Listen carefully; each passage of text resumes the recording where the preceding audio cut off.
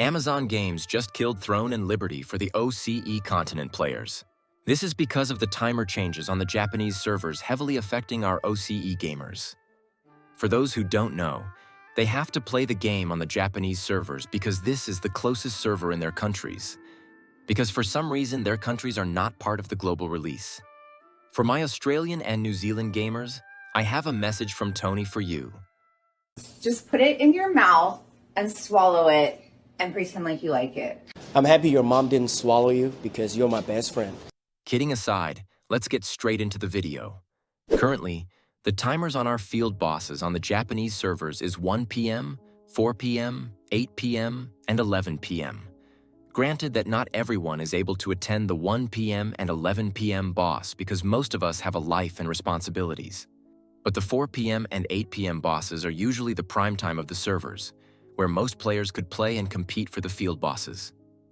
In the OCE server, the 4 p.m. and 8 p.m. bosses for the OCE server are at 6 p.m. and 10 p.m.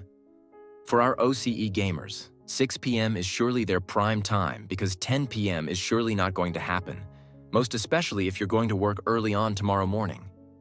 At this time, our OCE region guild members are very active, being able to dominate a whole server with them, even taking the castle and killing the server because everyone that is sick of fighting and losing to us eventually quits the game, transfers to another server, or becomes a casual gamer. But currently, no one cares about the field bosses, because most of their loot either became available in the 2-star dungeons or because Tier 2 is about to get released next month. No one really cares about what these field bosses drop. But do you know what events they care about? Yes, you got it right. The Arch bosses, Castle Siege, Riftstone and Boonstone fights, and tax delivery. First, the Arch bosses. Currently, the timers for the Arch bosses in the Japanese server are at 8 p.m., and for our OCE gamers, it's at 10 p.m. For the Queen Bellendir, this is still a good timer just because the schedule for the Arch boss is on Saturday, but the trend that I keep seeing on each of our guilds is that we don't have enough Tevent items in our alliance. This is because we were having a much harder time fighting in the Tevent boss because this is scheduled on a Wednesday. Yes, in the end, we were still winning the skirmishes, but I noticed that the players outside our alliance were able to stand their ground in the middle on Conflict Tevent, and I was dying too much compared to our Queen Bellendir Archboss conflict fights. This was because not all of the players were able to attend the 10 p.m. timer on a Wednesday for obvious reasons. This timer for the Arch bosses has been the same since the start of the game, but this is still a big contributor to why our OCE players quit the game. Because at this time, they were still able to balance the game since this was the only timer that they were able to tolerate. Next is the Castle Siege. Many vocal majorities argued that the previous timer for our Castle Siege is very early, which is at 4 p.m. Japanese time, and in the OCE is 6 p.m. Because of this, AGS decided to move the schedule of the event to 3 hours, which is based on the results of their surveys, which means that the OCE region really has no say in it because they're the small minority, and you can't blame the company for doing this because you're obviously going to pick where most players agreed upon. 10 p.m. is fine to play at for some, but if your job starts at 6 or 7 a.m., you're going to have to wake up much earlier than that depending on your travel time and the time you get ready.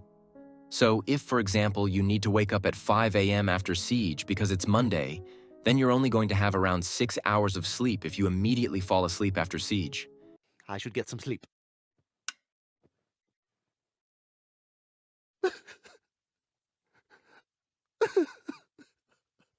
This sleep is not enough to last you a full day at work because you're going to feel like absolute shit every time you wake up.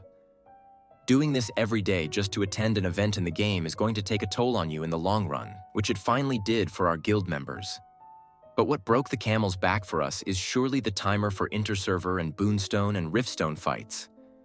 At first it was fine because if I'm not wrong, it was timed at 7 p.m. Japanese time, which is around 9 p.m. for our OCE gamers.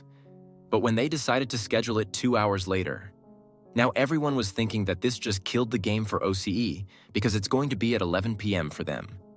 Keep in mind that these are GVG fights, which is a very important time to attend to because this decides who gets the extra solo loot for Lucence, field boss weapons like the Adentis Greatsword, and buffs that it gives when you're holding one. Moving it to that timer just killed the game for our guild because there's no way we're going to get high numbers at that timer, especially when these GVG events are scheduled on weekdays.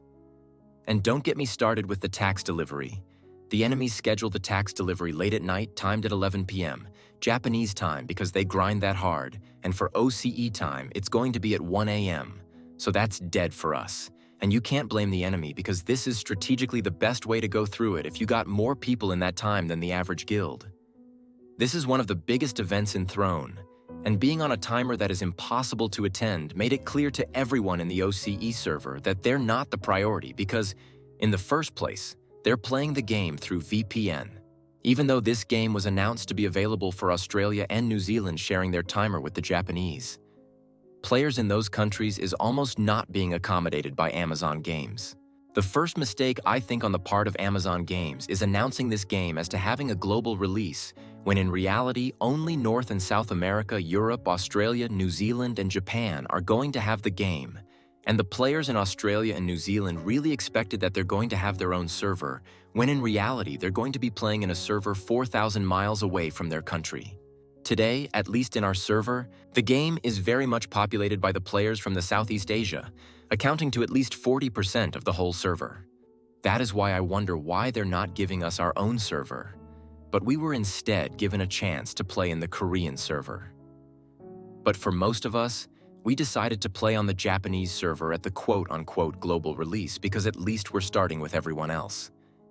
The main reason why, at least for me, is because almost no one is speaking English over there, and most of them are already so advanced in their knowledge and gear that we will need a lot of time to catch up.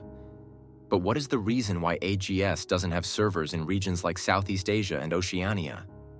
It's the same question that I want answered, since Lost Ark also wasn't released for C servers too at the time, and everyone was asking why, because we clearly have the player base that will play the game for a long time. From what I could see in Oceania, they clearly have the gamers too.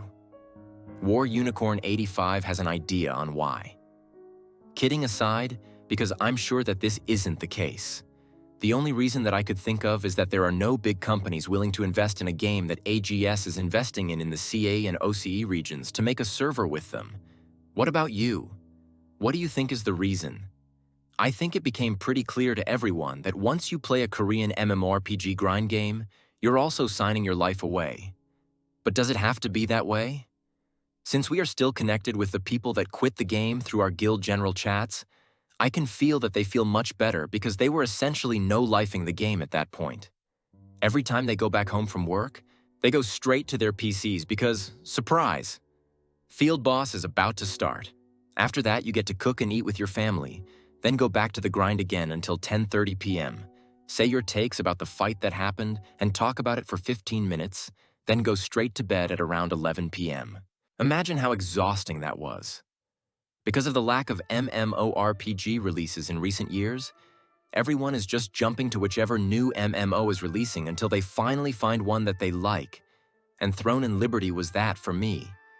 But now I'm contemplating if I should continue playing if it means that playing it is like signing my life away. We cannot blame AGS for these timer decisions too, because the servers are obviously in Japan, and they will have more players there. It is just extremely unfortunate to have a great game like Throne and Liberty not being enjoyed by all gamers that want to play it. I'm really curious if there are other countries or regions that were greatly affected by the time changes. Let me know in the comments. With that, see you in the next video.